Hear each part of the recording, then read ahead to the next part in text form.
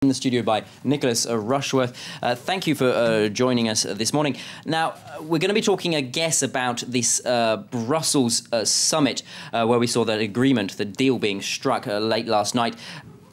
Smiles, or is there any criticism going around? Well, most of the French press is smiles, very upbeat, positive. The Eurozone brought from the brink. I looked instead, though, at The Guardian. The columnist Simon Jenkins has a piece entitled "Monetary Union Always Unworkable, and it's set in train a European disaster." He argues the Eurozone after the Brussels summit on Thursday is in fact one step nearer to a doomed fiscal union, and this is a true turning point towards what he calls a brittle unitary state. He reckons that if European politics starts to implode and return to xenophobia, manned borders, ethnic cleansings and trade boycotts, that start is now or Thursday. That's a pretty bleak picture. Is there anything else? The Guardian has been covering this story in Great Britain about the Eurozone, but also its headlines for the past couple of weeks have been one really big story, and that's phone hacking. The phone hacking scandal ever onward here. James Murdoch misleads MPs, says former News of the World editor and lawyer. The Guardian hammering away at the Murdoch empire there with a revelation, and that is two former News of the World execs claim the evidence James Murdoch gave to a British parliamentary committee hearing on Tuesday was in relation to an out-of-court settlement was in fact mistaken.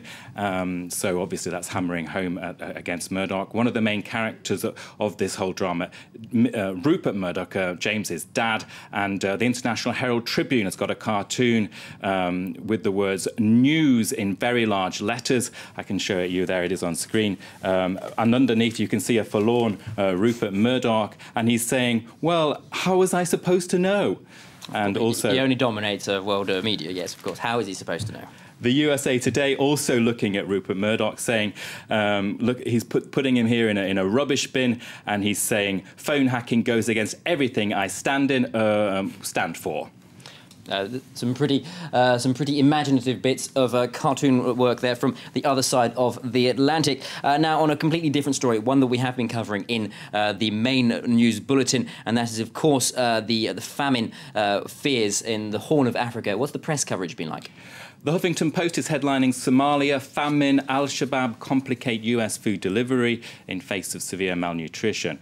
The paper saying international organizations are looking for alternative solutions to work around American restrictions on delivering funds to terrorist organizations. Many of those people in need are in areas controlled by the Islamist militant group Al-Shabaab. I also spotted a comment piece in the Bahrain paper, the Gulf Daily News. It's saying this is the first famine of the 21st century. It's not a horrible surprise. The writer Jennifer Ganana in that paper says the extent of desertification was known 14 years ago. She acknowledges the lawlessness and extremism in Somalia, but she argues that in fact the world has failed the country. And Luke, I just want to turn to a look at the latest in the Grimaldi soap. Britain's Daily Telegraph is leading. Prince Albert II of Monaco is dismissing his marriage rumours.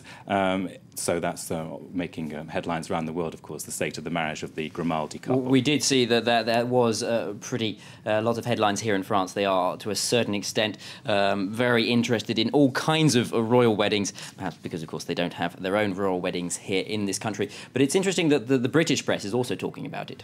The British press is... the Daily Telegraph is saying... Albert II is saying, "You're just jealous of me and my lavish royal lifestyle," and the answer is yes, we are.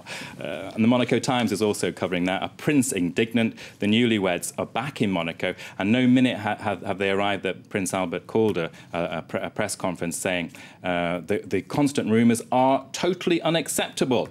And of course, those rumours are about them sleeping apart during their honeymoon, and Princess Charlene's attempt to leave Monaco 2 days before the nuptials. Yes, they were very memorable, as were the images that we saw from Monaco of that royal wedding a couple of weeks ago. Nicholas Rushworth, thank you very much for that international press review. Do stay with us here at France 24. We've got business coming up in a couple of minutes.